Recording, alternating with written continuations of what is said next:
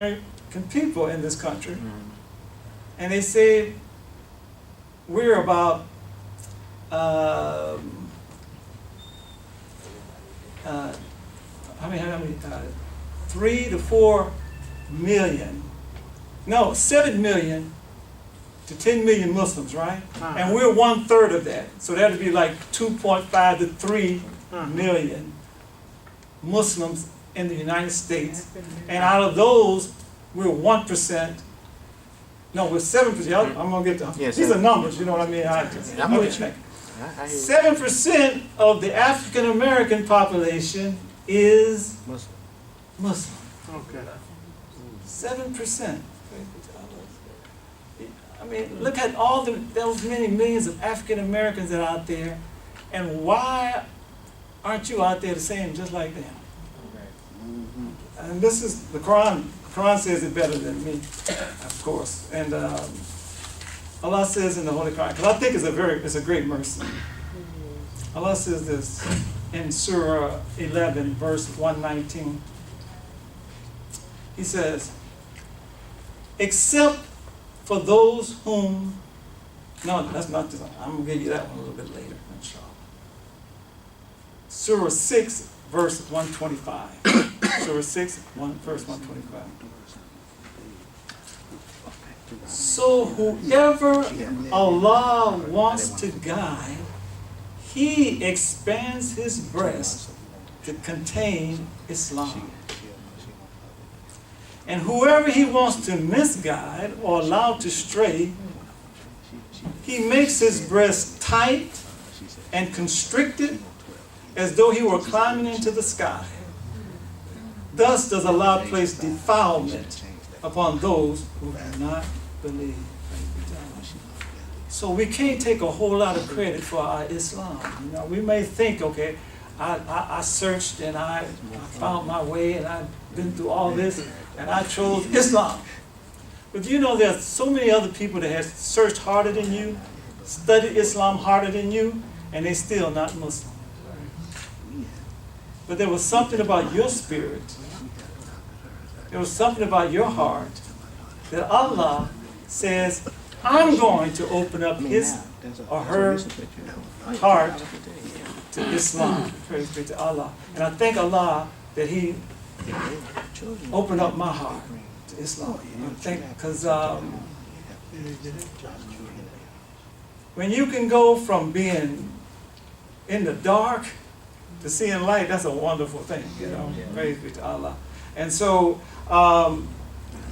and I just think it's a great mercy that we are Muslim. In those first 10 days of Ramadan represent what? Mercy, right? Mercy. And let me ask y'all this. I'm gonna ask y'all. I'm kind of, go back and forth a little bit. Let me ask y'all a question, if I could.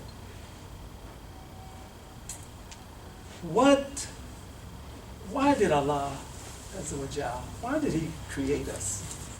To serve Him. To serve Him? To worship. For His worship? I thought I heard something over there. To test us. Huh? To test us. To test us? Yeah. I'm going to take the safe route with everybody else. But to worship Him. To worship Him? To worship, but also Or to serve. That is our purpose. But there's something higher than that, because Allah didn't need our worship, did He? No. Not at all. It wasn't necessary. I mean, we wasn't even necessary. The earth wasn't necessary. The sun wasn't necessary. But yet we're here. Why are we here? To serve humanity well. Allah didn't need humanity. Say it again. Just mercy. It's just pure. Allah says, except for those whom your Lord has mercy, and it is for this that He created them. He only created us for what? Mercy. He didn't have Allah already had angels, right? And He had jinns too. And at that point, jinns didn't come to their potential until man came around, right? they was laboring up. They thought they were with the angels. They were pretty obedient too, until the challenge came along. Praise be to Allah. When that conscious mind came along, and that subconscious mind said, "Hold on here. I got the power here. I got more power than that conscious mind." Praise be to Allah. Because when you think about it, I was reading a book called The Biology of Belief. And this scientist said that the subconscious mind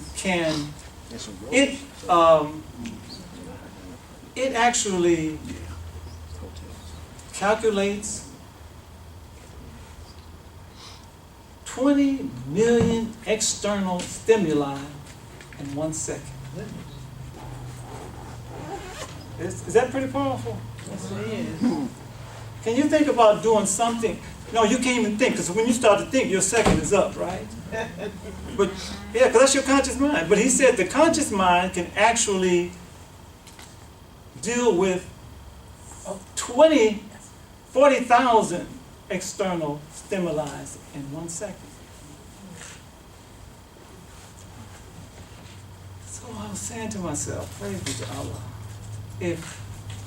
and we're not aware of it, that our conscious mind, we're actually, it's stuff that's going on now that we're, in 1 second, we have dealt 40,000 consciously, but the subconscious mind has dealt with 20 million, praise be to Allah.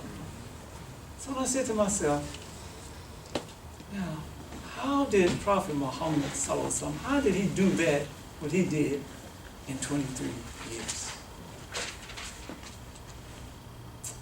And somebody told him, they asked him, they said, Prophet Muhammad ﷺ said, "Do you have a jinn also?" And he said, "Yes, but that jinn became Muslim." So I said, something must have been going on pretty powerful. And according to that scientist, that it's our subconscious mind, we think it's our conscious mind, but what actually makes us do what we do is the programming that's gone on in our life that has when you think about the genie, right? And you rub him and you let him out of the bottle, what's his first thing he said? Your wish is, that's pretty powerful, right? Whatever you want, I can bring it to you. Alhamdulillah. So, that's what we have. That's the kind of power our subconscious mind can do for us if it becomes Muslim. Praise be to Allah. Yeah. But most of our jinns, they're really jinny, you know what I mean? But they just, they're not working for us. They're not working they actually work against us. Because you know how when, January come around, right, and you say, I'm going to make a resolution. I am going to jog 3 times a week, every week, from here on out. 3 weeks down the line, well, I got to, something takes over. As the genie, the subconscious mind takes over. The subconscious mind say, no, we got other things to do. You can't, because the subconscious mind has been programmed. And we've been programmed for 400 years to do what we're doing, to act like we act as a people. That's 400 years. And he said that it's hard to reprogram it, but the conscious man can do it. Alhamdulillah. And there's nothing more conscious than the Quran. And that's what it takes. It takes the Quran, Ramadan, to really change the thinking so that one day, this has been my prayer in Ramadan. I say, oh Allah, make my jinn Muslim. Because I want to see the mosques be big and bad. And I use that in from our perspective, and what I see, a lot of us, our jinns are, I would argue that they're Muslims, but the environment that we live in, we have to constantly remind others. And then you don't want to be an oppressive factor in the lives of your community or your loved ones or your friends. So how do you how do you continue? You have to just continue, because you got to continue to remind them that your behavior is not a natural behavior. If I was a white man and you were a white child, how would you treat your daddy? If I'm a white husband, how do you think that different circumstances as a Caucasian man, or not just Caucasian, maybe Mexican or some other, the way we treat each other is different from the way a lot of people treat. Now, a lot of us that have that family, good strong family structure, we don't have that problem. But how do we? Is it because I have two different things? Some people tell me you're too aggressive. Stop telling people, reminding people this. But if I see something wrong, I can't keep my mouth shut. So is that a good thing, or what's the best practice? Here's the reason I said that, our subconscious mind is Muslim. But if our subconscious mind was Muslim, Imam Wallace, you couldn't hold this Ramadan session in this room. You understand what I mean? I mean, the ones that are here, but now everybody this else. is a beautiful group here. So how do we convert? That's what my question is. I'm talking about us as a people.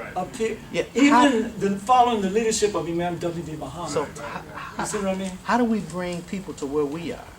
Because we see the people that we wish were here with us, enjoying the blessings of Allah the way we are. We see them all the time. We pass them in the streets, in our homes, at work, everywhere. So, I'm gonna tell you what your father told me. Do we mess with them all the time, or we leave them alone? I'm gonna tell you what your I dad can told do me. either. He came to New Medina, and he came in 1987, and he told us, so we hear and we obey. He said, this, what you're doing here, this retreat, is something that's good. And I'd like to see you do this every year, make it an annual event. So with us country boys, we say, that's what we do. Am I right? We say, we ain't like the city dudes. Well, how y'all screaming? Because I used to be a city dude, see, so I can talk. Okay. So don't give me your talk. I know your talk too. So alhamdulillah.